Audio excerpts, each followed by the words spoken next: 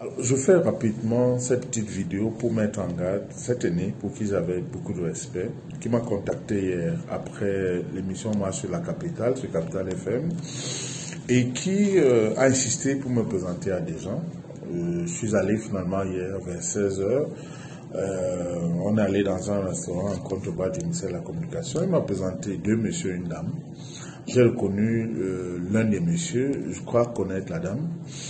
Et donc, la proposition qu'ils me font, c'est que je consacre l'émission d'aujourd'hui, en marche sur la capitale, contre la personne de Sim et contre l'IEP Limal.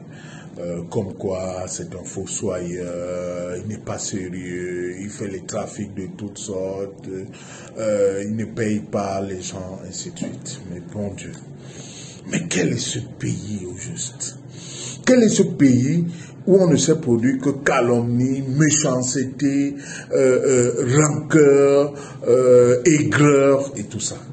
Mais je ne mange pas de ce pain. Quand est-ce que les gens vont le comprendre? Alors, je mets en garde cet aîné. La prochaine fois qu'il m'appelle. Hier, il a sorti une enveloppe de 600 000 francs pour me dire c'est la compte. Après le job, on va se revoir. Il va me donner le reste qui sera plus consistant selon ses dires. Et qui m'a rappelé le soir pour me dire qu'il compte sur moi, qui ce matin m'a dit, eh bien, ses amis, les partenaires sont à l'écoute. C'est quoi le crime de Émile Parfait-Sim et de l'IEP Limal? C'est d'être sorti de la pauvreté et de vouloir faire sortir d'autres personnes de la pauvreté. C'est d'investir dans un secteur innovant, celui de la crypto-monnaie, qui fait partie de l'économie moderne. C'est de vivre grâce à son dur labeur et à son travail.